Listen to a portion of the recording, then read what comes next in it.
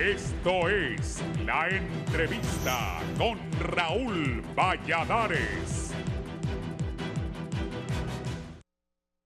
En serios aprietos más de 1.5 millones de hondureños que no cuentan con los medios suficientes para acceder a una dieta saludable, y dicho problema se agravaría más en tiempos en los que la sequía se muestra implacable en la mayor parte del territorio nacional, donde las temperaturas marcan hasta los 40 grados, lo que por consecuencia trae pérdidas en la producción de granos básicos y varias cabezas de ganado.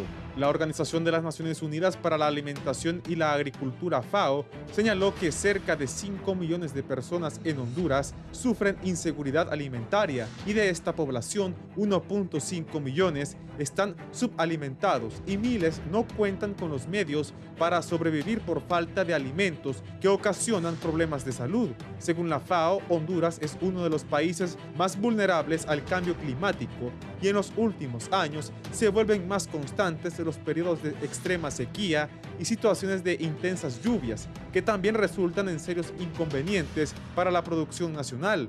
De acuerdo al informe de la FAO, en 2022, el 15.3% de los hondureños no conseguían alimentos suficientes para satisfacer las necesidades de energía alimentaria mínimas, y las personas con menos recursos no tienen acceso a una dieta saludable y optan por comprar alimentos poco nutritivos, lo que pone en riesgo su salud y se ve reflejado en sobrepeso. Honduras no es un país rico, es un país con gente pobre. Más del 70% de las personas viven en extrema pobreza y más del 50% en pobreza extrema, por lo que tienen menos posibilidad de acceder a una dieta saludable, precisan las Naciones Unidas, que expone que 1 de cada 7 niños en el país sufre desnutrición, por lo que instan a la nación centroamericana de promover mecanismos en los que pueda ayudar a recuperar a la ciudadanía de la desnutrición. El corredor seco se ve amenazado por el fenómeno del Niño, que consta de una sequía prolongada que no solo este sector sufrirá, sino que toda Honduras deberá resistir, con más de 100 municipios del país que se verían severamente afectados y 90 estarían en sequía extrema, por lo que familias completas verían cómo sus sembradíos se perderán, lo que los llevaría a una pobreza extrema. El corredor seco abarca hasta 8 departamentos y, según especialistas de la Comisión Permanente de Contingencias, si no se actúa con programas para detener el avance de esta condición, se podría llegar a un punto en que el 50% de la agricultura de Honduras tendría problemas.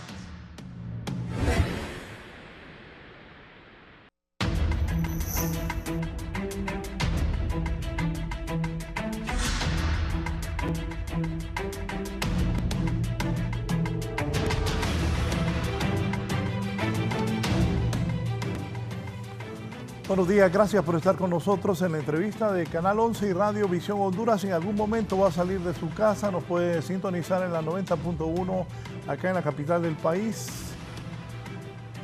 en la 93.5 en la zona central, Comayagua, Ciguatepeque, el corredor central del país, 90.3 en la cálida Choluteca y 90.9 en la capital industrial del país, también en Ciudad Puerto de la Ceiba. Gracias por estar con nosotros. Hoy vamos a hablar sobre el tema alimentario en Honduras, las proyecciones de lluvia, el fenómeno del Niño y el riesgo de la inseguridad alimentaria en nuestro país.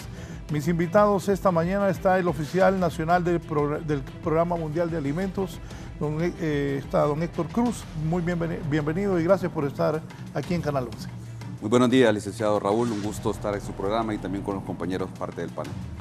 Don Jairo García es meteorólogo de Senaos Copeco. Jairo, bienvenido. Mucho gusto de estar aquí y pues también es un gusto compartir este panel con ustedes. Gracias, don Héctor Cruz, don Jairo García y don Dulio Medina, el presidente Pronano, también con nosotros. Dulio.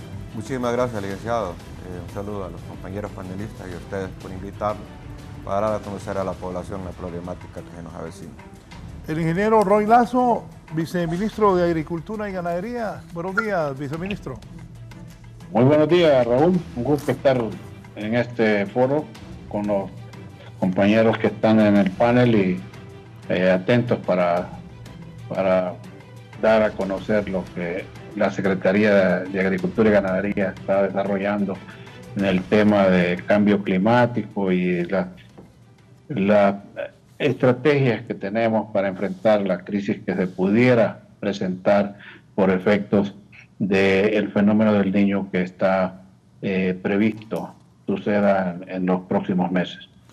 Gracias, el viceministro Roy Lazo. Antes de iniciar, quiero consultarle a don Jairo García, que es meteorólogo de Senado. El humo, el otro día yo hablaba con Jonathan Girón, un compañero nuestro aquí, que titulaba "Se va a disipar el humo". Yo le dije, y le tomé unas fotos a la mañana siguiente al cielo de Tegucigalpa, y eso no ha ocurrido. Volvió a llover anoche con alguna fuerza. ¿Cómo estamos con esto aquí en Tegucigalpa?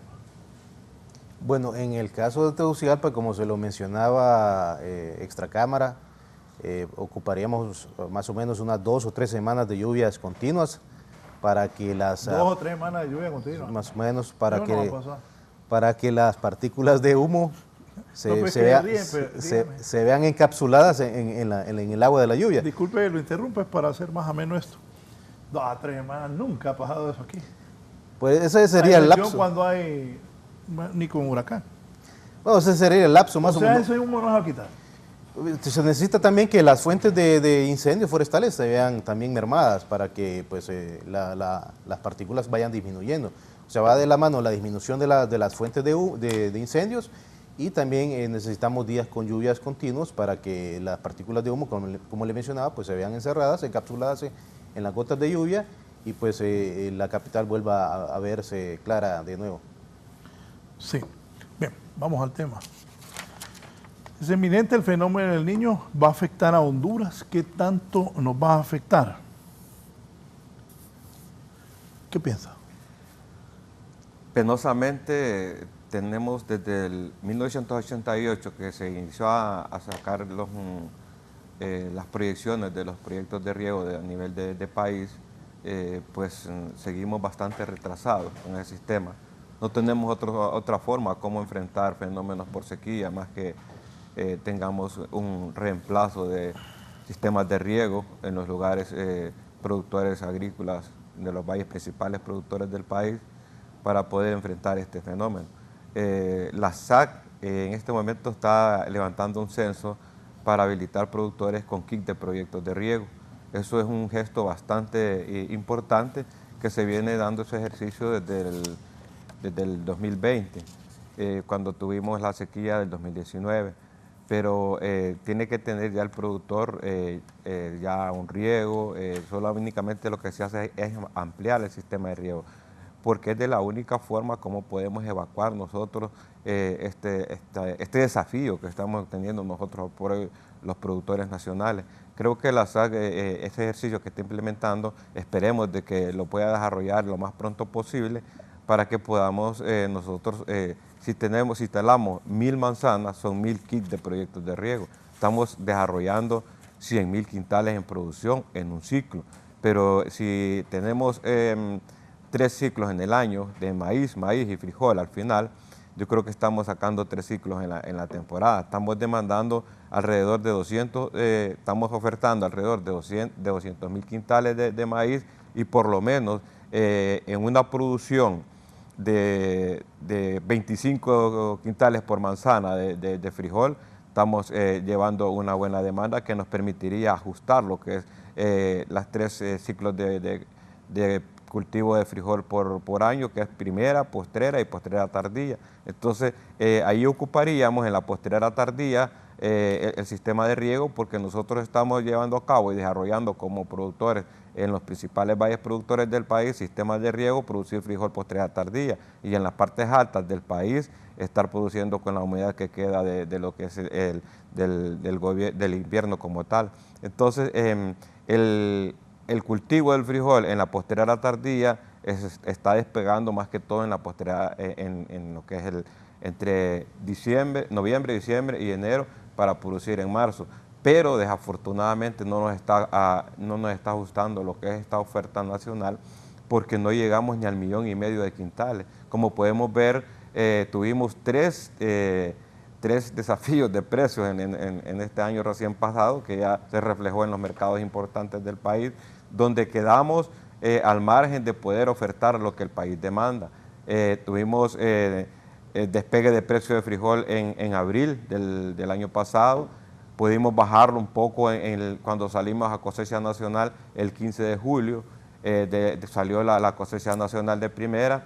Se volvió a disparar el precio el 28 de septiembre, donde ya no nos ajustó la oferta nacional de primera, hasta poder llegar a 15 de noviembre, donde salió la cosecha de postrera tardía, de postrera normal.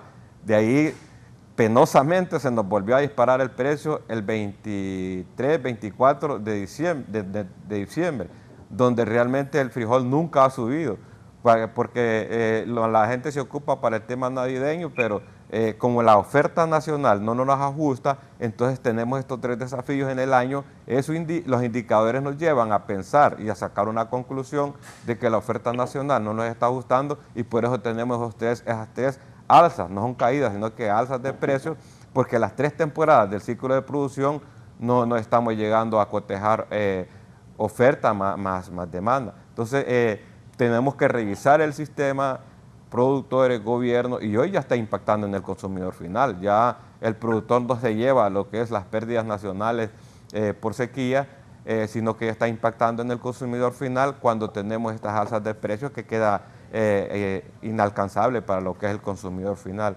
Pero tenemos que trabajar en eso. Yo sé que la SAC tiene bastantes objetivos y tiene un buen equipo técnico para poder enfrentar esto. Hemos llevado propuestas muy importantes a Casa de Gobierno, y yo creo que esto es un problema de país. Ya no solo nos queda a nosotros como productores quedarnos en el campo produciendo, estamos perdiendo mano de obra, que eso es preocupante también, pero yo creo que lo más importante es enfrentar la situación. No nos podemos quejar de los fracasos, tenemos que salir adelante, pero a la par tenemos que llevar cosas muy importantes.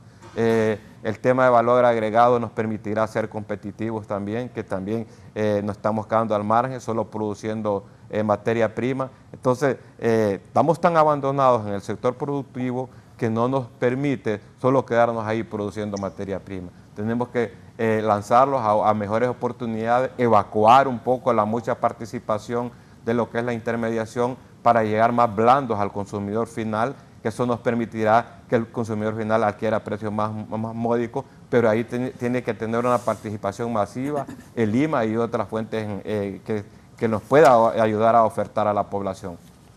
¿Los pronósticos qué dicen? Bueno, el pronóstico para este año es que es altamente probable que se vaya a desarrollar un fenómeno del Niño a partir de junio, julio, eso es lo que indican los modelos internacionales, y hay probabilidades de un 60-80% de que esto se vaya a producir. Y en el caso de Honduras, pues cuando tenemos este fenómeno del Niño, pues el impacto es en la disminución o una canícula prolongada produciéndose en julio, agosto y en algunos lugares extendiéndose hasta los primeros días de septiembre. En el caso de este año, pues lo que se pronostica es que la canícula empezaría en julio, y preliminarmente se maneja que también estaría agosto impactado con la canícula, especialmente en el corredor seco comprendido en los departamentos de Choluteca, El Paraíso, Francisco Morazán, hacia el sur de Comayagua, también en municipios de La Paz, y también algunos municipios hacia la parte suroccidental de Olancho. Esos serían los municipios que tendrían los mayores problemas en cuanto a las disminuciones de lluvia de este año. Y pues, como le mencionaba, pues la característica de la canícula para cuando hay fenómeno del Niño es que lo que más se presenta son días consecutivos sin lluvias. Y pues los días con lluvia disminuyen considerablemente, y también se pronostica que este año vaya a haber pronóstico de condiciones más cálidas, entre 1 grado más cálido, y esto pues en alguna medida pues la lluvia que se podría presentar entre julio y agosto sería rápidamente evaporada por esas condiciones cálidas que se van a presentar. Pero en el caso de las lluvias en el corredor seco, pues iniciarían aproximadamente entre mediados del mes de mayo, pues la mayoría del corredor seco iniciaría en esa fecha, y pues como lo vemos en pantalla, pues ese es el pronóstico del fenómeno del Niño, en donde pues hasta el momento el pronóstico anterior indicaba que iba a ser un fenómeno del Niño de intensidad débil, pero ya pues la última salida de estos modelos que observamos en pantalla indican que este fenómeno podría alcanzar una intensidad moderada ahí entre el mes de entre julio y agosto, rápidamente, pues, aunque esa intensidad pues sería moderada, pues los modelos también, bueno, las agencias de pronóstico internacionales indican que todavía habría un poco de incertidumbre en cuanto a la intensidad que este fenómeno del Niño podría alcanzar, y pues es por eso que es importante seguir monitoreando, pero de que se va a desarrollar este fenómeno del Niño este año es casi siempre, bueno, es altamente probable, y eso pues va a traer esos efectos negativos sobre el país, especialmente en esos municipios hacia el sur de Francisco Morazán, norte de Choluteca, hacia la parte sur del Paraíso y también hacia el sur de Choluteca. En el caso de este mapa que observamos en pantalla, pues ese es el pronóstico de temperaturas del modelo europeo, indicando que para este trimestre, mayo, junio, julio, pues habrían condiciones más cálidas, entre 1 grado, particularmente para toda Centroamérica, y pues en el país también, como les mencionaba, pues las lluvias que se podrían presentar entre mayo y junio podrían ser lluvias de corta duración y muy intensas en el caso de mayo y junio. Y pues en el caso ya de julio, pues las lluvias serían menores, y pues si vamos a tener condiciones cálidas en el mes de julio y con pocas lluvias, pues la condición de sequedad en el suelo se va a acentuar. Vemos ese acercamiento sobre Centroamérica en cuanto a las temperaturas que indica el modelo europeo, en donde pues van a haber condiciones cálidas a nivel centroamericano, y sobre el país también se van a ver acentuadas, y especialmente, como le mencionaba, en el mes de julio, las pocas lluvias que se van a presentar y condiciones cálidas imperando sobre el país van a hacer que las condiciones de humedad en el suelo se vayan a acentuar considerablemente. En el Programa Mundial de Alimentos, ¿qué manejan de todo esto? Mire, licenciado Raúl, el tema de la crisis alimentaria es un tema fundamental y crítico a nivel global. Quisiera mencionarle que a nivel del mundo más de 800 millones de personas están sufriendo hambre. 800 millones de personas están sufriendo hambre en este momento. Y hay muchas cosas que influyen en esta necesidad alimentaria. COVID-19, a pesar de que ya ha pasado en temas de salud, ha dejado cifras bastante fuertes en el ámbito económico y social. La guerra Ucrania-Rusia tiene efectos totalmente importantes en el país, principalmente para temas productivos. Sabemos que Ucrania y Rusia son uno de los países que más producen insumos agrícolas y que prácticamente lo dan al mundo. El tema de precios internacionales, el tema de las cadenas logísticas, todo esto impacta en los alimentos y en la forma de acceder a ellos. Pero si lo comparamos el mundo con la región de América Latina, cuando el mundo sufre un 29.8% de inseguridad alimentaria, América Latina sufre el 40%. Es decir, que tenemos condiciones crónicas de Latinoamérica donde el tema del hambre se exacerba aún más. Y si lo vemos ya desde el punto de vista de Honduras, más de 2 millones de personas están sufriendo hambre en este momento. Hoy, lo que quisiera poner aquí sobre la mesa, licenciado Raúl y colegas, es que Honduras ha sufrido en los últimos 4 o 5 años emergencias que vienen a afectar el consumo alimentario. ¿Y a quiénes afecta estas emergencias? A las mismas personas. No hay más. No es que viene el COVID, viene Tayota, viene Julia y afecta a personas diferentes, afecta a las mismas personas.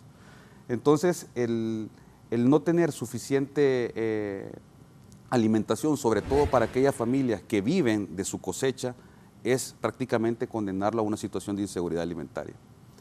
Y el condenar a esta familia a situación de inseguridad alimentaria viene asociado a lo que son temas de desnutrición. Y mire el impacto que tiene en el capital humano la desnutrición. Un niño que sufre desnutrición en algún momento de su vida tiene daños cognitivos importantes que son irrecuperables en todo el ciclo de la vida.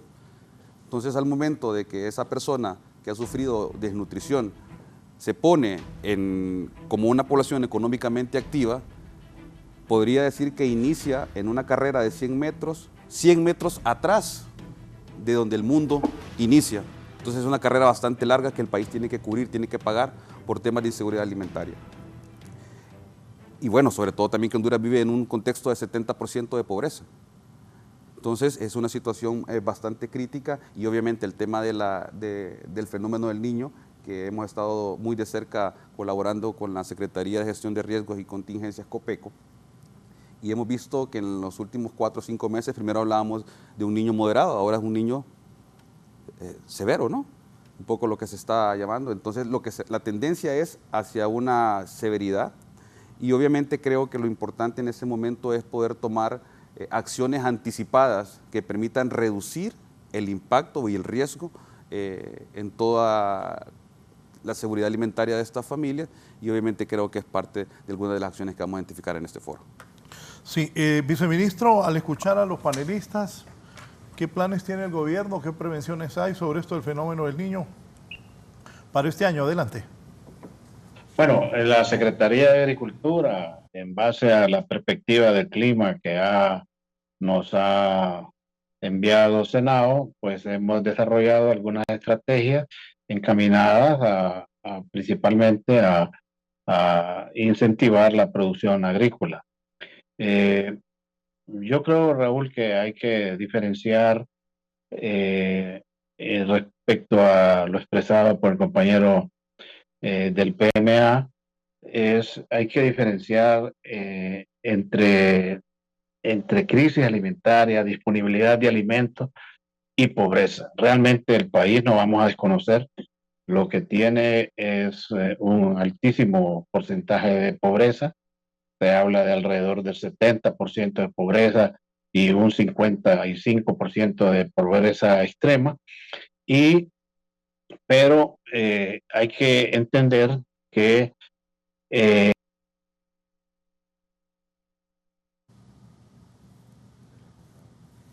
micrófono, viceministro. Viceministro, el micrófono. Bien, vengamos, Eddie, para restablecer. Viceministro, si toca ahí para el micrófono, creo que tocó la computadora y se... ahí. Debemos entender que el país tiene un corredor seco que cubre alrededor de 134 municipios, en donde realmente la falta de agua sí representa un grave problema para la producción de alimentos. La Secretaría de Agricultura principalmente ha desarrollado lo que es el tema de la gestión del conocimiento. El 18 de este mes, nuestra ministra, la doctora Laura Tasso, lanzó en conferencia de prensa con todos los medios, pues el plan estratégico de la Secretaría de Agricultura para enfrentar la posible crisis que se pueda presentar en los meses de junio, julio. Hemos desarrollado un calendario de siembra a nivel nacional en base a la información que nos ha brindado Senado. Entendemos que, como lo decía el compañero Jairo, la crisis prevista está para los municipios del corredor seco, principalmente en el sur de Francisco Morazán y los departamentos de Valle y Choluteca. Sin embargo, los departamentos de Colón, Lloro y parte del Paraíso, pues podrán tener regímenes de lluvia, si bien un poco inferiores a lo tradicional, pero que permitirán sacar una cosecha de maíz y de frijol principalmente. También la Secretaría está desarrollando mesas agroclimáticas para mantener informada a la población actualizadamente cada mes, y por supuesto los grandes programas que ha venido desarrollando la Secretaría para incentivar el cultivo y garantizar la seguridad alimentaria de la población, como lo es el bono tecnológico, que este año recibió un incremento de 300 millones de lempiras. Vamos con 1.000 millones de lempiras para el 2023 y esperamos llegar a unas 130.000 manzanas en primera, en este cultivo de primera. Este es un cultivo de autoconsumo, pero que viene a aliviar lo que es la demanda de granos básicos en el país. En lo que es lógica comercial, o sea, los grandes productores como Odulio, que está por ahí, en estos que principalmente se desarrollan en los valles de Olancho, el Lloro, en el Negrito Lloro, y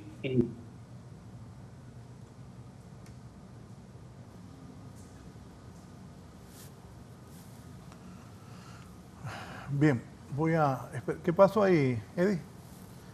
Perdimos el audio. ¿Comentarios?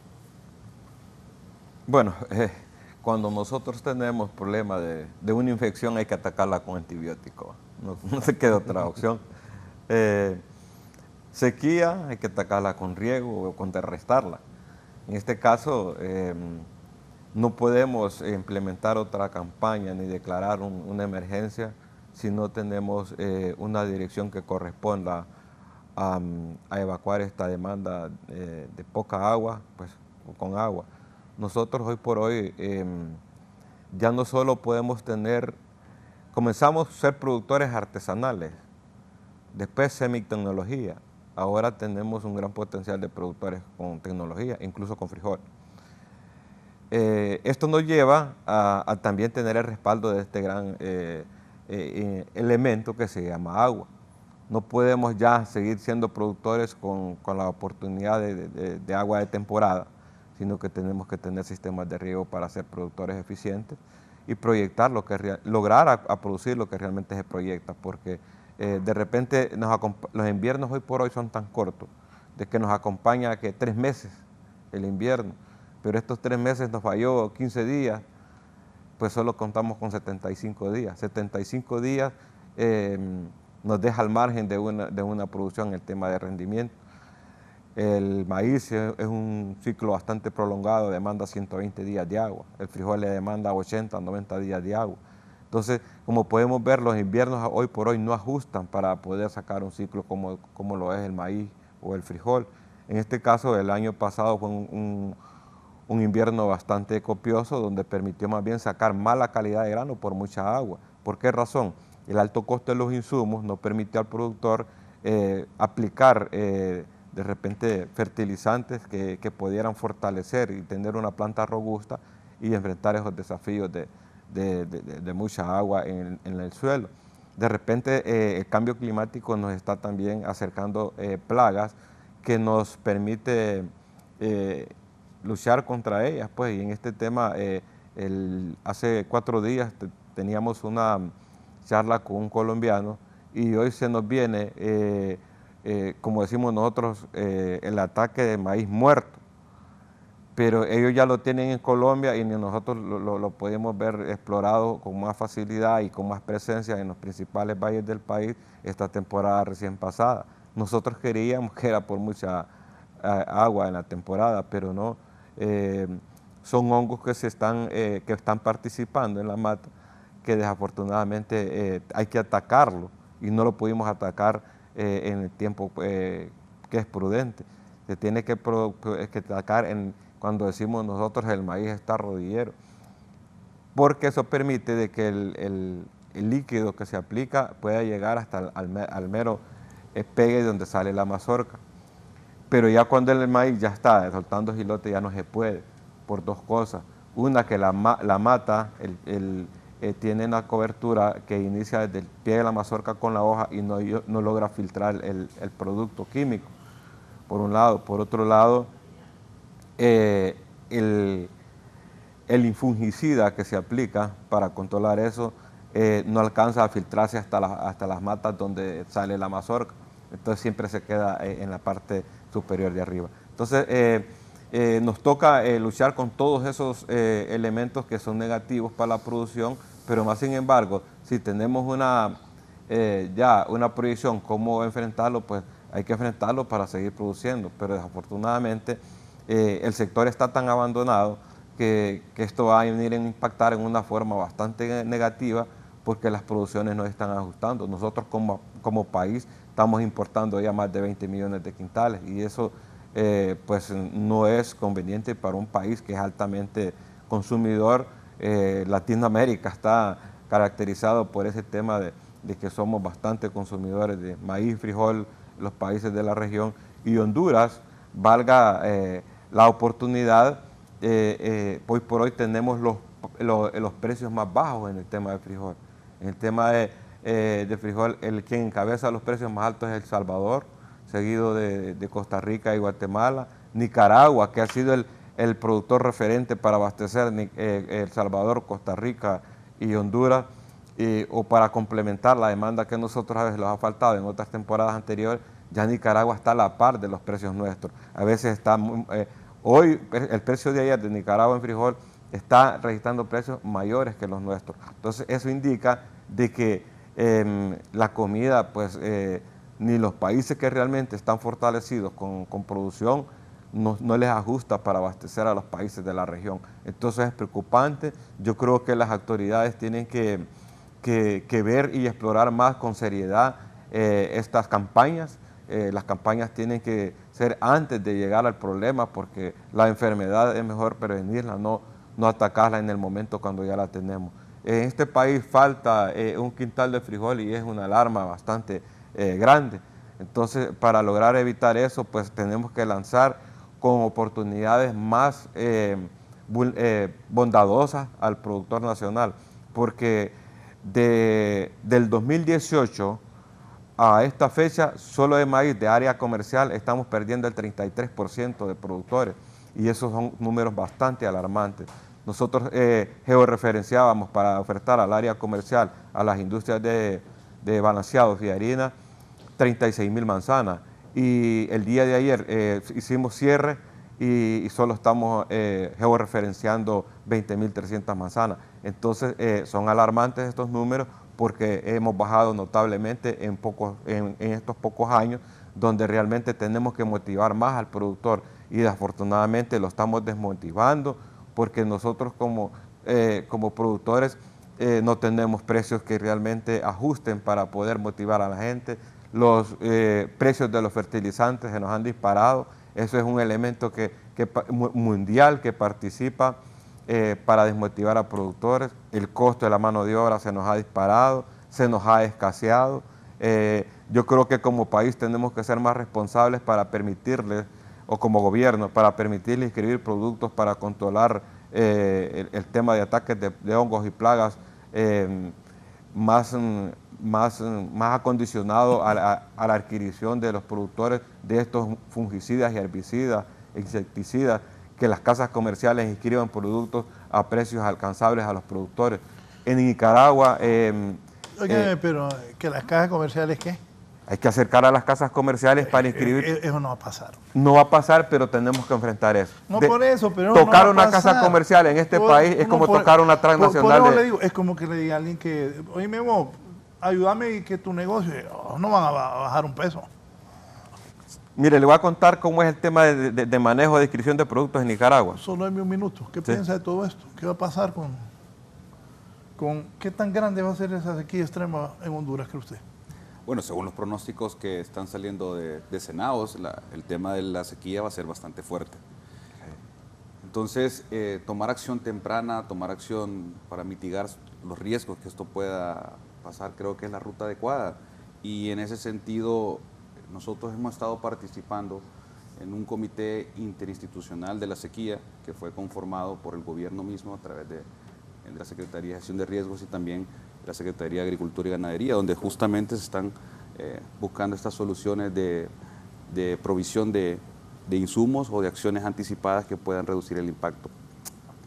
Yo siempre pienso mucho en las personas más vulnerables y que prácticamente son productores de secano, ¿no? Dependen de la lluvia, y a pesar de que este fenómeno del Niño reduce la cantidad de lluvia, también tenemos el otro elemento que es la irregularidad de estas pequeñas lluvias. Entonces, estas familias que si pierden este ciclo prácticamente estarían esperando hasta un segundo ciclo de postrera para poder cubrir su brecha alimentaria, ¿no? Entonces, es muy importante tener una mirada. Creo que el gobierno está tomando acción en ese sentido con el comité interinstitucional, donde estamos apoyando diferentes actores y Sobre todo la protección social en este momento juega un esquema muy importante. La Red Solidaria está en más de 2.300, 2.000 y un poco más de aldeas en el país donde van a estar cubiertos de alguna forma, pero siempre la mirada de nosotros es aquellos los más vulnerables y las personas que sufren muy significativamente desde el punto de vista de consumo cuando existe una pérdida por estos efectos negativos de la sequía, ¿no? ¿Qué tan fuerte va a ser esa sequía? Bueno, En Honduras, por ejemplo, ayer, ¿cómo había calor? Bueno, con este panorama de este fenómeno del Niño de este año, pues si es de intensidad moderada, pues sería una sequía fuerte, ¿verdad? Especialmente acentuada en esos municipios hacia el sur de Francisco Morazán, comprendidos también en El Paraíso, especialmente hacia el norte de Choluteca, y también Comayagua, La Paz. Ahí sería el punto más fuerte de sequía acentuada y duradera en cuanto a julio y agosto, con esa canícula muy acentuada para esos lugares. Y pues menos extendida. Y también hay que mencionar también que para la parte del Bajo Aguán, del Valle del Aguán, también habría condiciones de pocas lluvias entre mayo, junio y julio. Ese mapa que está en pantalla, pues es el pronóstico del Instituto de Investigación Internacional en cuanto a la probabilidad de que se vaya a producir menos condiciones de lluvia sobre el país y sobre el área caribe de Centroamérica y pues el Caribe de Sudamérica. Y pues cada vez los pronósticos son más consistentes en cuanto al pronóstico de menos lluvias para los próximos meses sobre Honduras y sobre la región centroamericana. Y pues en base a toda esta consistencia que ya van ofreciendo todos estos modelos de pronóstico climático, es que podemos decir que las condiciones de lluvias serían irregulares para este primer ciclo, ¿verdad? Y pues como le mencionaba don Dulio, pues las condiciones de lluvias se ven, cuando hay un fenómeno del Niño, se ven acortadas en cuanto a duración en mayo, junio, y pues para este año pues las condiciones de lluvia serían un poco cortas en cuanto a mayo, junio. Junio sería un mes lluvioso, especialmente en Francisco Morazán, Choluteca, también alguna parte importante del Paraíso, el sur de Comayagua. Ahí pues junio sería condiciones muy lluviosas, pero julio totalmente las lluvias se van a retirar muy considerablemente y pues sería un panorama muy contrario a lo que va a suceder en el mes de junio, y es por eso que es importante, como lo mencionaba en una reunión que se tuvo la semana pasada, pues el manejo adecuado de estas condiciones de lluvias que se van a presentar este año entre mayo y junio, y teniendo ese panorama de que en julio pues las lluvias van a disminuir considerablemente en esta parte del corredor seco central del país. Y pues ese sería el pronóstico del mes de mayo, en el que se observa en pantalla. Hacia la izquierda es lo que se está pronosticando y hacia la derecha es lo que normalmente se da. Y pues las condiciones de lluvia más acentuadas serían hacia la parte de Francisco Morazán, Choluteca, y hacia la parte suroccidental, pues este año serían ahí las condiciones más lluviosas. En el caso de la capital, pues condiciones de lluvias muy normales para este mes de mayo. Y pues en el caso de ese mapa que se observa a la derecha es qué tanto va a disminuir la lluvia para el mes de mayo en tonos amarillos y anaranjados. Entre más anaranjado, pues las condiciones de lluvia van a ser menos lluviosas para esas zonas. En el caso de la zona central, pues en el caso de Tegucigalpa, pues vemos que las condiciones de lluvia serían verdes claros, que serían condiciones normales, ligeramente un poco más lluvioso este mes de mayo.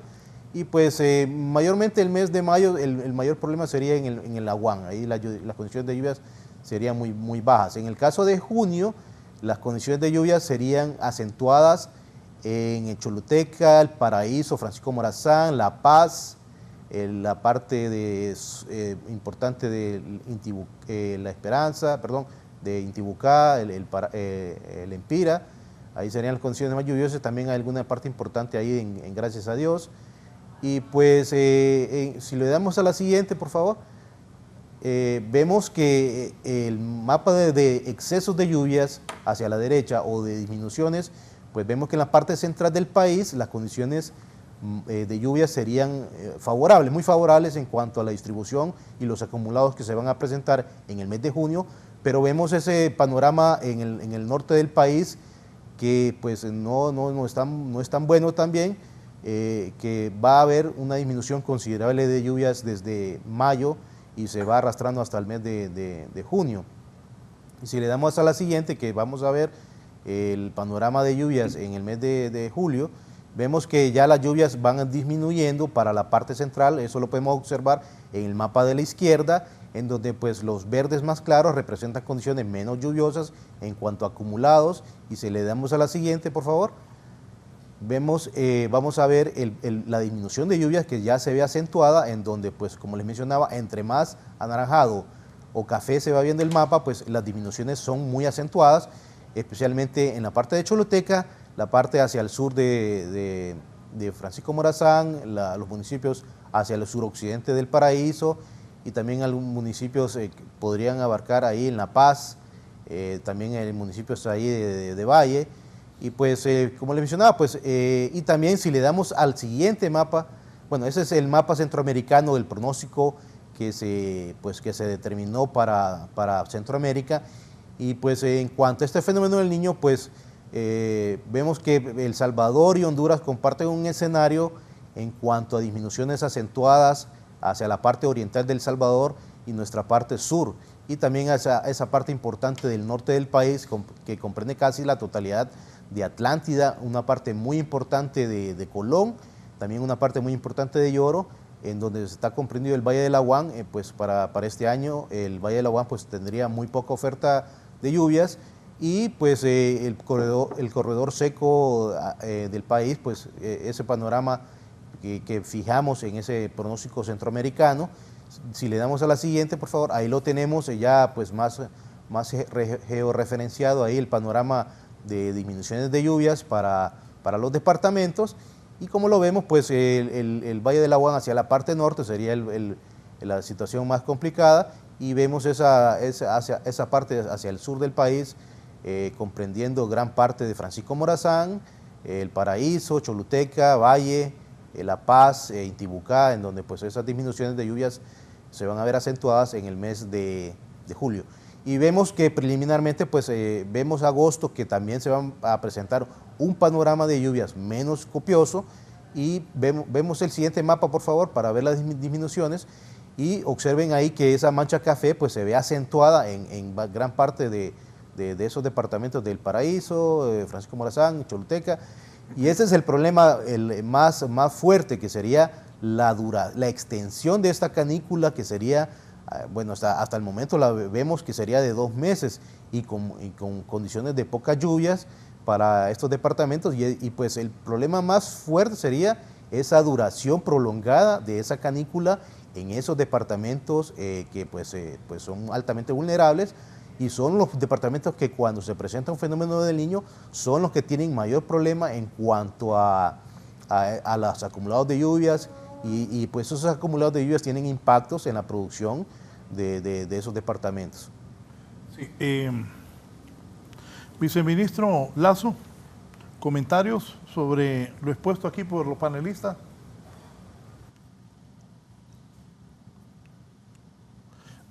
Y tenía una llamada. Espérame, Eddie, repetime el nombre de la persona. Don Carlos Flores todavía está desde Jesús de Otoro, Intibucá. Sí, muy buenos días, licenciado Raúl Valladares. Adelante, don Carlos. Sí, desde Jesús de Otoro, Carlos Humberto Tosta, presidente de los arroceros de aquí en la zona. Un saludo cordial a nuestro presidente programa, Dulio Medina, al viceministro de Agricultura, Roy Lazo, y a los demás panelistas ahí. Sí, el gobierno a través de la Secretaría ha hecho unos pequeños esfuerzos. Lastimosamente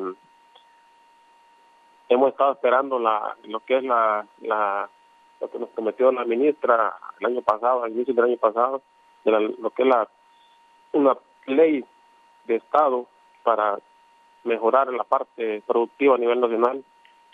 Estas políticas de Estado no tenemos en el sector productivo. Definitivamente estamos a la deriva. Aquí hay leyes de protección al consumidor, al transporte y otras cuestiones, hay subsidios a los transportistas, y al sector primario productivo no hay ninguna seguridad. No tenemos nuestras producciones no las tenemos de ningún tipo aseguradas, no tenemos precios de garantía. Entonces, el productor como tal está tan desmotivado que aquí en la zona lo que están haciendo es pues urbanizando las tierras, que son tierras muy favorables para el cultivo de arroz, la están notificando. Debo decirle, don Raúl, que la parte agropecuaria está pues lamentablemente de rodillas. Nosotros estuvimos en un plantón frente a Casa Presidencial con la idea de que nos recibiera el expresidente o la señora presidenta, y no nos quisieron abrir las puertas para entrar y dialogar, porque lo que queremos es dialogar para ver qué le podemos aportar al gobierno y conjuntamente poder salir adelante. La situación viene más dura. Estoy viendo el análisis ahí de Copeco, de Senados. El otro año, estimado licenciado, va a ser peor la sequía, o sea, porque todas las fuentes de agua no se van a recargar este año y va a venir una crisis totalmente muy grave. El viceministro nos decía la vez pasada que habían unas perforadoras de pozo ahí, unas en el puerto Cortés, otras allá en Olancho, en Jamastrán, parece que están botadas, oxidándose. ¿Por qué no darle cabida a ese proyecto de perforación de pozos? Pues, o sea, el Estado tiene herramientas, lo que pasa es que no hay voluntad o están en otras pues actividades que más la veo política que otra cosa, y están abandonando el sector productivo. Yo le ruego a la señora presidenta que por favor nos abra la puerta de Casa Presidencial. Nosotros no queremos estar haciendo problemas, queremos ver soluciones conjuntamente con el gobierno para la seguridad alimentaria de nuestro país, porque es vergonzoso que un país con suelos tan favorables para lo que es la agricultura, la ganadería, la parte forestal, no la explotemos. Definitivamente da pena que tengamos que estar importando arroz, maíz, frijoles, y bueno, es bien lastimoso si no se hacen esos cambios, y ojalá la señora presidenta le cuente bien el cuento, porque si no, estimado licenciado Raúl Valladares, creo que el otro año va a ser peor la crisis. Bien, gracias. Voy a hacer una pausa, pero antes de la pausa, Valeria está lista en el Alonso Suazo. Hoy enfrentados. Mientras estábamos en el foro, yo le pedí a Eddie que pusiera un recuadro de ahí de lo que estaba pasando en ese centro de saludos importantes ahí cerca del estadio. Vi a un tipo con una cadena que sabía manejarla, que lo filme, que lo vea la policía, porque es peligroso tipos así. Valeria, ¿qué ha pasado? Adelante.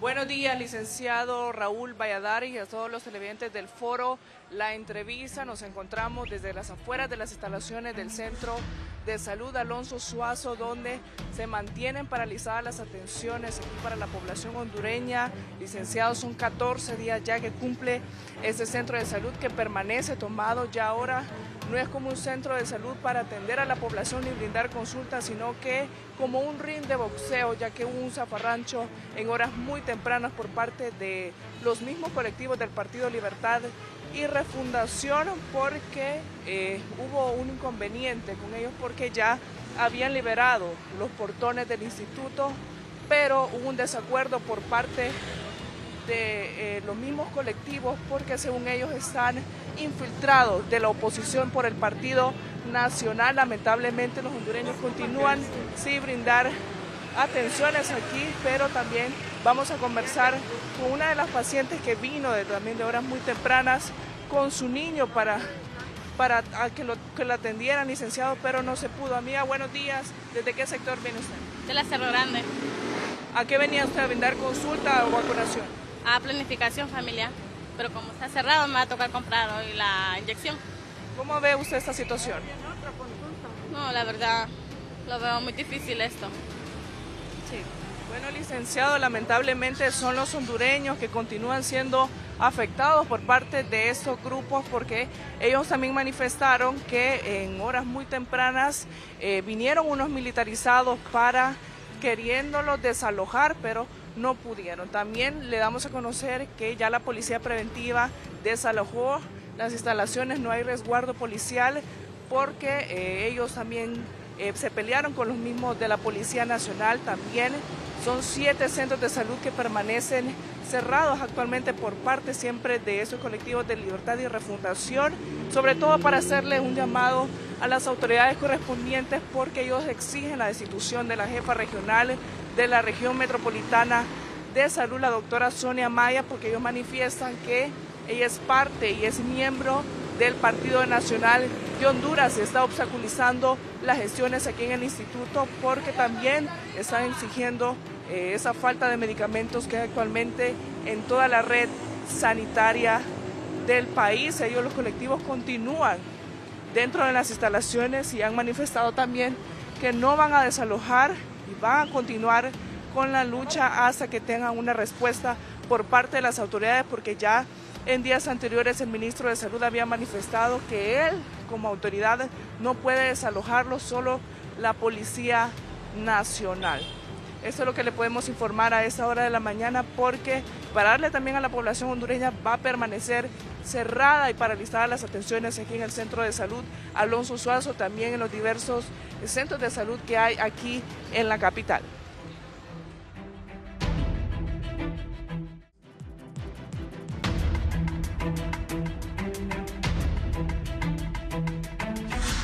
Continuamos, me dice aquí don Javier Rodríguez.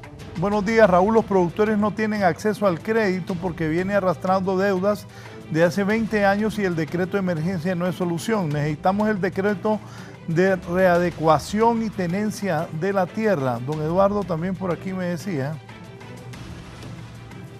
Dice don Eduardo, preguntarles que cuál va a ser el impacto con la nueva ley tributaria donde los insumos y la maquinaria agrícola pagaría el 15% de impuestos sobre la venta. Viceministro Roy Lazo, lo escuchamos. Gracias. Mire, definitivamente el país padece de un atraso en infraestructura de riego. Recordemos que la infraestructura de riego no se construye de la noche a la mañana. Algunos proyectos que quedaron de los gobiernos pasados, como el caso de Jamastran, que no se pudieron implementar, nosotros quisimos realmente arrancarlo, pero es un proyecto que adolece de múltiples problemas de corrupción, incluso tiene un caso en el Tribunal Superior de Cuentas, y fue muy mal concebido el proyecto, y Julio, que está ahí, que es parte interesada, pues sabe de toda la historia. Sin embargo, la Secretaría está buscando una alternativa para desarrollar. Es importante que el país desarrolle infraestructura de riego en los principales valles de Olancho, Jamastran y Olomán en Yoro. Solo en Olancho tenemos un alto potencial hídrico a través de sus 3 grandes ríos, Telica, Guayape y Jalán, y se necesita la construcción de represas con fines de riego. Sin embargo, las represas tardan varios años. Este gobierno responsablemente tiene en gestión y ya con financiamiento casi listo alrededor de 5.400 hectáreas para riego. Y estamos atendiendo los proyectos que quedaron del gobierno pasado para darles finalización, como es el proyecto del Alto Aguán y alguna alternativa de solución para el proyecto de Jamastran. No hay duda de que el país va a enfrentar una grave crisis en el caso de que el fenómeno del Niño se pronuncie, pero debemos de entender que por todo lo planteado se nota que el problema grave sería en los meses de junio y junio y julio, con la canícula extendida. ¿Qué es lo que hay que hacer? Bueno, programar bien las fechas de siembra para que nuestros cultivos en su etapa de mayor demanda de agua, como es la floración y el llenado de granos, no caiga en los meses de julio dentro de la canícula, sino que por eso nosotros hemos establecido fechas de siembra, como por ejemplo le puedo dar la la del Negrito y Oro, que está entre el 20 de mayo y el 16 de junio, precisamente porque van buscando que los cultivos en su etapa fenológica durante la canícula pues sea de la menor demanda de agua y puedan producir una cosecha ya al pasar la canícula. El problema grave está en la canícula, que siempre ha existido una canícula de un mes, pero esta vez estamos hablando de una canícula extendida de 2 meses, así es que además la Secretaría de Agricultura a través de su programa PRONADER ha iniciado ya en esta semana, se adquirieron 4 máquinas perforadoras de pozo y se está iniciando ya el registro de solicitudes de perforación de pozos. Así es que hay toda una estrategia para atender y enfrentar la crisis que se pudiera dar, ¿verdad? Y por supuesto, a través de las cadenas y las mesas productivas, en el caso de maíz, arroz y frijol, pues nosotros mantenemos relaciones con los productores y los industriales y manejamos precios de garantía. No vamos a ignorar que un grave problema en la agricultura viene dándose por el problema de los altos costos de los insumos, producto de lo que ya conocemos como el problema de la guerra en Europa, pero también por la falta de mano de obra, tratado de libre comercio, cambio climático, son múltiples factores. ¿Qué ha hecho el gobierno de la República a través de la Secretaría de Agricultura? Pues incentivar a los productores poniendo a disposición 2.400 millones de lempiras en el Banadesa y para granos básicos con préstamos hasta de 400.000 lempiras al 2.5% de interés, que es realmente histórico. Nunca se había dado en el país un interés de este valor. Sabemos que se necesitan mucho más recursos, pero que el gobierno de la República sigue buscando recursos. Ahora a través de Banprovi también hay alrededor de 2.400 millones de lempiras para ponerlos a disposición de la producción agrícola. Sí. ¿Ustedes qué proyectos tienen aquí? Bueno, en ese sentido nosotros como Programa Mundial de Alimentos estamos trabajando en 2 áreas. La primera es un poco la gestión del riesgo en cuanto a la sequía que se nos avecina, pero también estamos invirtiendo mucho en programas de resiliencia. ¿Qué significa esto? Poder generar capacidades a pequeños productores para que puedan afrontar las crisis. Y vemos que el tema de la sequía, 5 o 6 años, siempre viene sucediendo. Entonces no podemos seguir trabajando de la misma manera. Hemos estado generando algunas inversiones en tecnología agrícola, algunos sistemas de riego un poco adaptados a la necesidad del clima en estas zonas, un poco de producción de información agroclimática para que se pueda tomar decisiones basado en información, y hemos estado tratando de invertir en este esquema para que las personas puedan absorber los choques y puedan adaptarse, porque al final del día el tema del cambio climático según las proyecciones a 2050 se va a ir exacerbando aún más. Las condiciones meteorológicas y los efectos meteorológicos van a ser más recurrentes, más fuertes, entonces hay que adaptarnos. En ese sentido es lo que estamos haciendo como Programa Mundial de Alimentos, y también tenemos la etapa de una respuesta a emergencia en caso de que la crisis pueda afectar de forma grande la población, y hemos identificado fuentes de financiamiento que vamos a complementar, por supuesto, los esfuerzos del gobierno para poder llegar a más personas en un ámbito donde la financiación es bastante poca y la necesidad es grande. Me dice un televidente, ese proyecto Jamastran, gran movida de la embajada india, fondos de la India dirigidos a empresas de la India, 50 millones de dólares tirados ahí desde el tiempo de Pepe. Ajá. Penosamente. Si se puede observar. Son 24 millones de dólares y es un proyecto que data de hace 7 años. Solo, viceministro.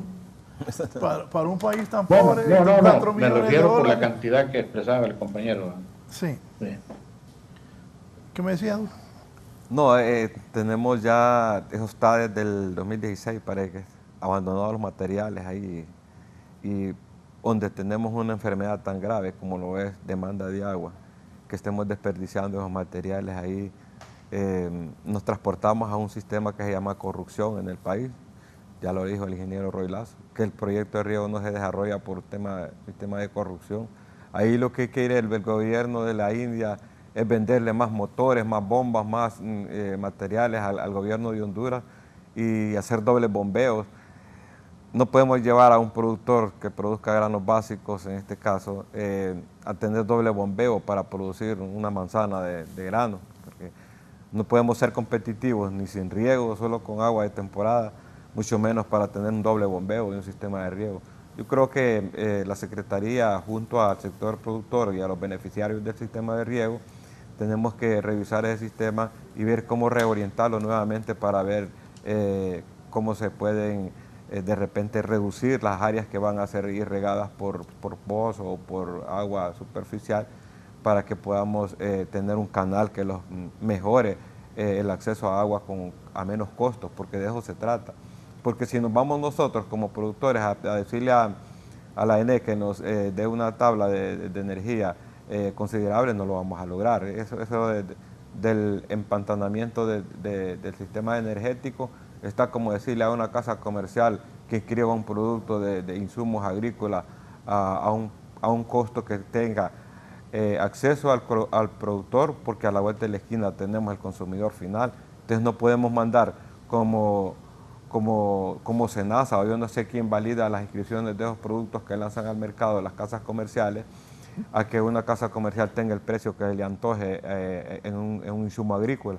Tenemos que, yo creo que tener participación en este caso de los productores para ser testigos qué costo nos va a llevar a obtener un insumo agrícola. En Nicaragua participan 3 elementos: el proveedor, el gobierno como tal y los productores. Y ahora han también dado la participación a los consumidores para poder inscribir un producto que va relacionado con el tema de la producción agrícola. Entonces esas cosas yo creo que es facilito de revisarlas. Lo único que a las casas comerciales está como el tema energético, que nadie las acerca. Y los proveedores de las térmicas, eso está pasando. Pues la ENE se sigue endeudando y los productores seguimos adquiriendo insumos agrícolas mucho más caros. Entonces yo creo que me gustaría, ingeniero Roy, que en este sistema así que se comprometiera para ver cómo acercamos a las casas comerciales. Yo personalmente, como presidente de Prograno, he hecho hincapié en ese tema de revisar esa inscripción de productos agrícolas para que tengamos acceso a precios más sensibles, pues, accesibles, porque eso nos permite a nosotros ser más competitivos. De lo contrario, ya podemos, aquí tenemos al PMA, adquirir precios o negociar precios con la agroindustria, el PMA, el mismo IMA, pero de nada nos sirve porque estamos produciendo muy por encima de los costos de inversión que está produciendo Nicaragua. Entonces eso nos lleva a un sistema que no somos competitivos. Los países de la región, Honduras es uno de los países que más altos costos tiene en el tema de la producción nacional, y eso pues tenemos que ver dónde está el problema. Entonces les ruego, ingeniero Lazo, que hagamos ese hincapié para ver cómo acercamos estas casas comerciales, porque ninguno de los gobiernos se han echado esta responsabilidad para evacuar este problema. Bien, antes de pasar a un televidente, me dice la fuente que tengo aquí, decirle al viceministro que son 50 millones, 49 millones cotizaron y pidió Erling el diseño por aparte, que era más de 5 millones de dólares. Don Julio Cantarero está desde Jesús de Otoro. Don Julio, buenos días. Buenos días, licenciado, buenos días allá a los panelistas y desde luego buenos días al pueblo hondureño. La cuestión de la seguridad alimentaria no depende solo del productor, depende de la política que tenga el gobierno. Desafortunadamente han tenido mala política para el desarrollo agrícola, estamos completamente abandonados. Cuando el subsecretario dice ahí que tiene resuelto bastante el problema con el bono tecnológico, yo le digo rotundamente que eso ha fracasado, porque siempre se ha hecho politizado y se le entrega a los activistas de los partidos en turno, y estos no son productores. Ya ven lo que está sucediendo en el país, ya ven lo que están sucediendo en los centros educativos, en los centros de salud. Entonces, eso nos quiere decir que no tiene respuesta, señor secretario, subsecretario, no tiene respuesta para el desarrollo y la seguridad alimentaria. Necesitamos que el gobierno incentive al productor dando precios justos y negociando con las empresas importadoras de los insumos para que estos tengan bajos costos. Mire, hace 2 años cuando nosotros comprábamos con el dinero que podíamos comprar 3 sacos ahora ya de fertilizante, ahora apenas podemos comprar 1. Y esa es la cuestión que ha empobrecido y ha debilitado la producción en el país. La seguridad alimentaria es un pilar fundamental porque los alumnos con hambre no van a ir a la escuela, no van a aprender, los campesinos no van a ir a trabajar, la empresa privada se va a ir parando porque nadie con hambre tiene voluntad de trabajar. Y pensemos en la seguridad alimentaria para que sea una seguridad para todos y cada uno de los del pueblo hondureño y podamos desarrollarlos conforme con nuestras capacidades. Los dineros que usted habla que están en el banco del gobierno, esos dineros es igual que los del banco privado, son con fideicomisos, el que no tiene las garantías no tiene acceso a ellos, porque yo soy un productor que trabajé 2 años con Banadesa y solo me sirvió para acabarme de empobrecer, porque me cobraron un seguro por sequía, se dio la sequía, no me cubrieron el seguro y todo, yo quedé fracasado y casi pierdo la casa porque en la finca que yo había metido en garantía era donde tenía la casita donde vivía, por nada me quedé en el llano por andar de tonto creyendo que puedo salir adelante. Entonces busquen políticas positivas y de desarrollo para que podamos mejorar. Cuando dice el señor Medina que el productor pequeño depende de la lluvia, todos dependemos de la lluvia, porque los ríos, si no hay lluvia, no hay agua. Entonces, ¿de qué sirven los proyectos brillantes si las fuentes de agua no se están cuidando? Lo que está pasando en el Río Grande de Jesús de Otoro, aquí se está maltratando en una forma exagerada y que va a repercutir los daños más adelante y no hay quien ponga alto en eso. Pedimos a quien corresponda que intervenga inmediatamente el Río Grande de Jesús de Otoro para mejorar y seguridad del pueblo hondureño. Muchas gracias y buenos días. Buenos días, aquí Francisco también me envía Paso del Sol por el CENIC para hablar con Jairo. A partir de mañana, martes 25 de abril del 2023 hasta el 5 de mayo se producirá el primer paso del sol por el CENIC sobre las distintas localidades de Honduras, un fenómeno que ocurre cuando la posición del sol es completamente vertical, ocupando el lugar más alto en el cielo, iniciando por la cálida Choluteca mañana a las 11:46 am, eso es hoy.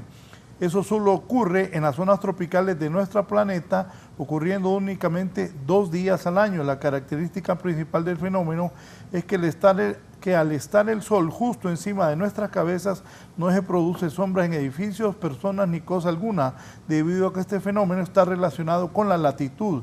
Hay una pequeña diferencia entre las ciudades de nuestro país. Estas diferencias se detallan en la tabla adjunta, donde se muestra la fecha y la hora por ciudad para fenómenos de estos días cercanos al paso del sol por el cénit del cielo y está despejado. Esperaría que la temperatura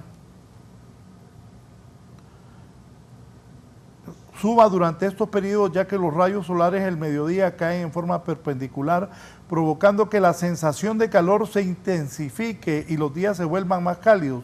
Sin embargo, las condiciones meteorológicas apuntan que las temperaturas máximas se mantendrán similares, los valores que hemos registrado en semanas anteriores sin experimentar un cambio notable en la mayoría de las ciudades. Temperaturas máximas esperadas para esta semana: región norte 33-38, occidente 30-33, central 31-34, régimen oriental 32-35 grados, el sur 34-37 y Tegucigalpa 21-28 grados. Es lo que me envía mi colega Francisco, a quien le agradezco esta información. Eddie, ahí te mando la tabla que me envían sobre eso. Bueno, sobre eso es el paso del CENIT, pues es un paso normal que se da año con año, se da entre abril y mayo, y también se vuelve a dar entre agosto, nada más que ya para agosto pues las condiciones de lluvia pues hace que las condiciones de sensación térmica sean menores. Como usted lo mencionaba, pues la sensación térmica podría haberse incrementado un poco. Ahí lo observamos en pantalla, que es el cenit, es cuando los rayos del sol son perpendiculares a nuestra posición. Eso quiere decir que que la capacidad de producir sombra de los objetos es muy poca y pues a mediodía pues no habría sombra. Pues si usted anda en la calle pues no habría sombra, no tendría su cuerpo capacidad de proyectar esa sombra y pues esos valores de temperaturas máximas son temperaturas un poco cálidas, eso es el pronóstico que se tenía para estos meses y pues la cantidad de energía en cuanto a estos rayos perpendiculares pues hace que la sensación térmica se vea incrementada un poco, especialmente si uno anda en la calle en horas de la tarde, especialmente de 11 a 3 de la tarde, pues la cantidad de energía que el sol, pues con esos rayos perpendiculares, haría que la condición de temperaturas cálidas se vea acentuada, especialmente yo diría en la parte sur del país, la parte norte y pues en alguna medida también en áreas de la región central, con temperaturas que pues cuando ya superan 30 grados en gran parte del país, pues son condiciones muy cálidas. Este fenómeno del Niño que nos va a afectar, el humano, el hondureño, ¿qué puede hacer? ¿Algo que se puede hacer o no hay nada? Bueno, siempre hay cosas que hacer, especialmente, bueno, una de las cosas que se puede hacer es este tipo de iniciativas en donde informarse para ver qué panorama vamos a tener hacia los próximos meses, pues es una primera acción, saber qué panorama nos va a presentar el fenómeno del Niño para este año y pues en alguna medida desarrollar acciones, actividades, iniciativas para contrarrestar los efectos que podría tener este fenómeno. Siempre pues es probable que haya población que pues realmente vaya a salir afectada, aun con acciones realizadas, pero lo mejor es planificar para, como en alguna medida, pues de bajar esas acciones, esas condiciones negativas que podría aportar el fenómeno del Niño en cuanto a las reducciones de lluvia que se van a presentar a nivel de la gran parte del corredor seco nacional. Y pues, como le mencionaba, pues lo ideal sería pues tener un manejo adecuado de las lluvias que se van a presentar en mayo y junio, y eso pues sería con riegos, pero como lo mencionaba don Dulio, pues no es de la noche a la mañana que estas acciones se van a realizar, y pues hay que entender que en los próximos años este tipo de panoramas se va a ver más frecuente, y pues en el caso de los últimos, diría de los últimos 10 años, el 2014 y el 2015 tuvimos un fenómeno del Niño muy fuerte y fueron años muy difíciles, y el 2018 y el 2019 también fueron años que tuvimos problemas en cuanto a distribución de lluvias, y vemos que los lapsos de lluvias con esas mermas considerables pues se van haciendo más frecuentes, y Dios no quiera que este 2023 sea el inicio de una sequía que vaya a durar 2 años, como lo que ha sucedido en años anteriores, y que el 2023, 2024 vayan a ser años con problemas. Esperamos que eso no vaya a suceder, pero probablemente se vaya a repetir ese panorama que se repitió en el 2014, 2015 y pues 2018, 2019. Y pues hay que entender que hay que ir desarrollando acciones para ir contrarrestando esos escenarios que van a ser más frecuentes y que pues que son más negativos para la población que vive en esa área del corredor seco, que pues ya está identificado, que es la parte sur de Francisco Morazán y el Paraíso, Choluteca, La Paz, Comayagua. Pues si esos panoramas se van presentando más frecuentemente, pues hay que desarrollar esas acciones que vayan a en alguna medida favorecer o mermar las condiciones negativas que se van a presentar en años futuros. Sí, don Adonai Paguada está desde Jutiapa, Atlántida. Buenos días, don Adonai. Sí, buenos días, licenciado Raúl. Un saludo a los panelistas y felicitar a los expositores que están ahí. También quiero pues dar mi opinión respecto a lo que está pasando en la cuestión de la SAC. Siento que la asistencia no ha llegado. Yo tuve la oportunidad de estar en el 2007 en la SAC y de primera en enero se contrataron 29 ingenieros, que se dio asistencia técnica y se tenía una meta de 18,000 manzanas, 12,000 de siembra normal y 6.000 de bonos, y se lograron sembrar 39.600, que le invito al ingeniero Roy Lazo que revise en los registros de Dicta qué es lo que hay allí. Le está hablando la persona que logró eso y se rompió récord en todo asunto. En el promedio por manzana logramos sacar en Bonito Oriental, en una producción, en una prueba que se hizo, 125 quintales en una manzana con asistencia normal. Entonces lo que siento yo es que no han llegado acá. Imagínese una ministra que no ha venido al litoral siendo el foco de producción más fuerte del país y no ha venido acá a presentarse a ver lo que pasa. Lo están manejando a pura teoría. Es una pena que el gobierno y quienes dirigen tengan ese tipo de ministros en el ministro más importante en el país, siento yo que es el de la SAC, y lo que decía don Julio Medina, no se está apuntando a donde es. ¿Cómo va a creer que van a manejar de teoría puro micrófono desde allá? Yo conozco lo que estoy hablando. Entonces, no es posible. En lo del bono, lo que dijo el señor, yo tengo un trabajador que lo apuntaron para el bono y no llegó, se lo están dando activistas que lo montan en un camión y lo van a vender a X tienda. El gobernador de Atlanta ya dijo que ya sabía quiénes eran y no hacen nada y siguen en lo mismo. Es una pena. Imagínate que Dicta yo tenía bajo mi cargo 29 ingenieros desde Sico, Jaucón, en todo el litoral, y el ingeniero Julio, si es curioso, lo puede ir a revisar a Dicta. Ahí está el ingeniero Galo, que ese hombre sí sabe lo que se hace en el país, pero seguro le han quitado el mando. Entonces, también en la cuestión de ganadería andan dando bonos. Imagínense que lo están dando a las asociaciones, por lo menos en Atlántico hicieron. Eso me dijo el director de Dicta, que le habían dado a las asociaciones para que lo dieran a los productores. ¿A qué tipo de productor le va a dar las asociaciones que no han podido ni manejar lo que es de los socios y le van a dar al productor pequeño? Eso no es así, amigo. Eso no es así. Eso no se maneja así. Entonces yo pienso que tienen que ser más acuciosos. Yo soy un pequeño productor, sembré ahorita, unos cuantos matías se dieron por la cuestión de la lluvia. Banadesa está actuando muy bien con fondos y todo, pero sin embargo si contratamos la gente que no conoce cómo van a desarrollar eso, no lo van a poder desarrollar. Entonces imagínense que Dicta aquí con todo ese bono, que todo, 1.000 millones, eso se suena como a un negocio, porque si no están llegando a los productores, porque eso yo lo puedo probar aquí, no están llegando. Imagínese un bono que le dieron un bote de esto, el otro, y a quién se lo están dando.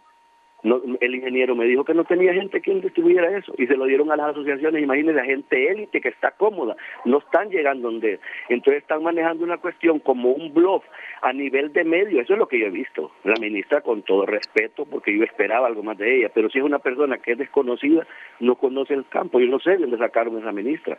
¿Me entiende? Otra cosa, con lo que dijo el don Julio Medina, con los productos, el otro día yo paso comprando productos, y el galón ya solo trae, si usted lo viera, yo le tomé foto a un galón de producto líquido, glifosato, tiene 3/4 del galón, entonces tiene que hacerse algo. En todo ese sentido, la urea es demasiado cara, entonces yo pienso que deben de orientar. Yo, en mi opinión, humildemente, no podemos tener ministros así, que no salgan al campo. ¿Cómo va a creer que desde TEU va a manejar todo lo que es la agricultura del país? Tenemos que ser serios, amigos. Ay, disculpe y buenos días. Buenos días, don Adonai Paguada, de Jutiapa, en el departamento de Atlántica. Vamos a la parte final del programa ya. Sus conclusiones, señor viceministro, don Roy Lazo, gracias por haber participado. Gracias. Reflexionar sobre el tema del bono, que ha sido el tema de los últimos dos participantes, don Julio y Adonai. Nosotros no dudamos que el bono tecnológico no alcanza a llegar a todas las personas que lo necesitan o que lo requieren. Hay alrededor de 450,000 personas esperando el bono, y nosotros con los recursos disponibles solo salimos para alrededor de 130,000.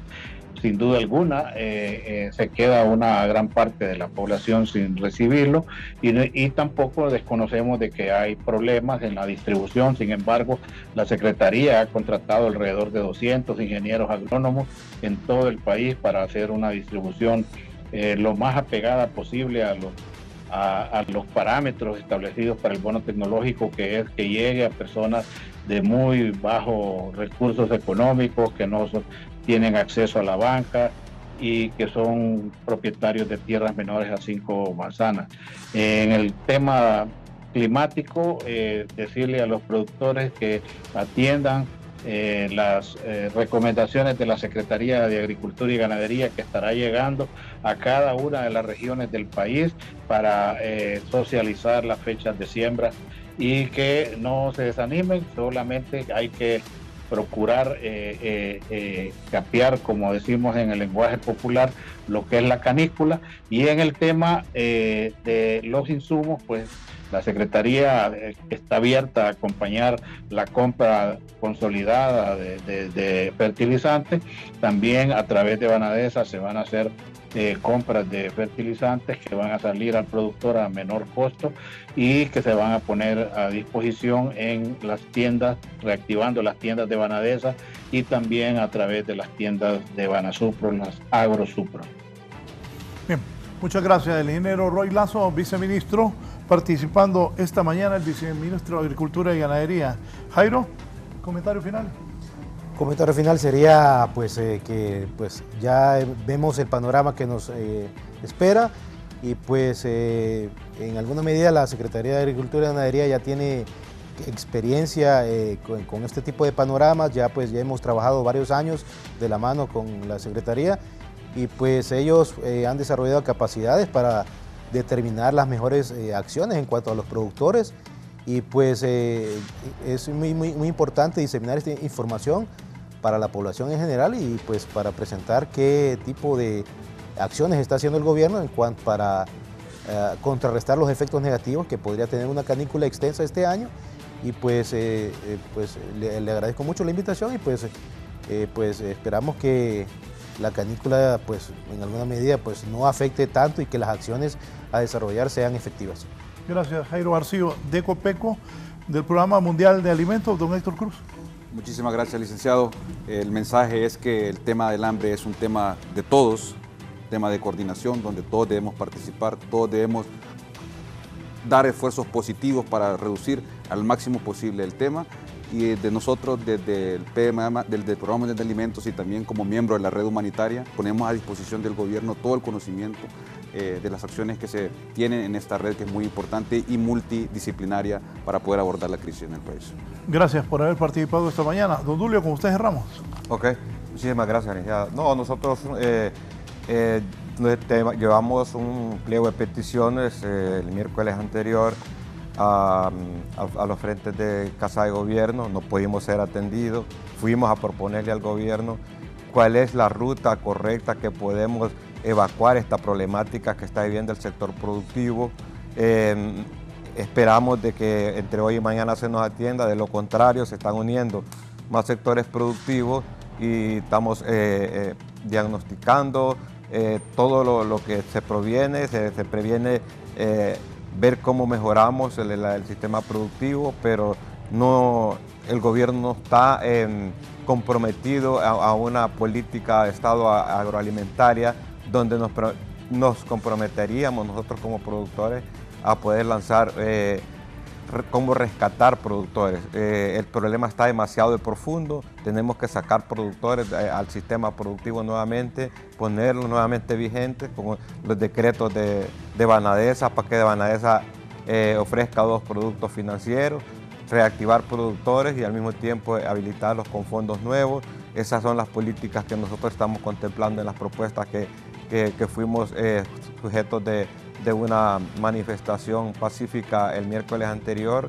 Se está anunciando otra en la CA5, Colón, la zona sur, para el próximo jueves, si no somos atendidos, porque de repente necesitamos llevar la voz de los productores, que es la voz que va a dictaminar la problemática correcta de lo que está viviendo el sector productor, que está siendo trasladada a lo que es el consumidor final, y es lo que menos tenemos que esperar nosotros como pueblo hondureño. Muchas gracias, un saludo al sector productor, que es el que vive en el campo produciéndole a nuestra población. ¿Qué es lo primordial en este momento? ¿Qué es lo que urge? Lo que urge es reactivar del sistema financiero a los productores. Los productores están demasiado altamente endeudados. No, la circular que dictaminó la Comisión de Bancas y Seguros, esa no nos lleva a ningún lugar privilegiado. Automáticamente le ofrece más capitalizar intereses más capital otorgado y hacer una prórroga de pago y de repente una negociación de intereses. Pero el único que puede aliviar intereses solo es el Congreso. Y hay productores que tienen créditos de 50.000 lempiras, 30.000, 100.000, pero tienen 300 y 400 miles de intereses. Entonces eso está demasiado agónico y tenemos que tener un decreto que habilite a Banadesa por medio del Congreso Nacional de la República, que es lo que nosotros le queremos llevar al conocimiento al asesor presidencial para que él realmente conozca la problemática que tenemos. De ahí, una vez que tengamos vigente a los productores, a la par de ahí llevar una campaña masiva de instalaciones de proyectos de riego a los productores nacionales, también ver cómo damos un mejor acceso a la adquisición de los insumos agrícolas. La Secretaría de Agricultura el año pasado para el bono tecnológico consiguió una rebaja de 300 lempiras por quintal. ¿Por qué no transmitirle eso a los productores que compramos el fertilizante? Si el gobierno lo compró 300 lempiras menos, ¿por qué nosotros no nos pueden llevar a una negociación de ese tipo? Yo creo que se puede. Lo único que necesitamos es involucrar las partes. Todas las partes que están involucradas en la cadena para poder sacar a flote el sistema productivo para que la población tenga esa oportunidad de adquirir productos más accesibles y evacuar el tema de la mucha participación de la intermediación, porque la intermediación está participando en un 30%, entonces eso nos saca al margen, nos deja al margen de lo que es ser competitivos en la producción nacional. Gracias, don Dulio Medina, gracias a mis invitados, a don Héctor Cruz, a don Jairo García y al viceministro Roy Lazo. El tema de seguridad alimentaria, el fenómeno del Niño, las lluvias y el riesgo de enfrentar esta inseguridad en el país. Buenos días, sigan con Canal 11 y Radio Visión Honduras.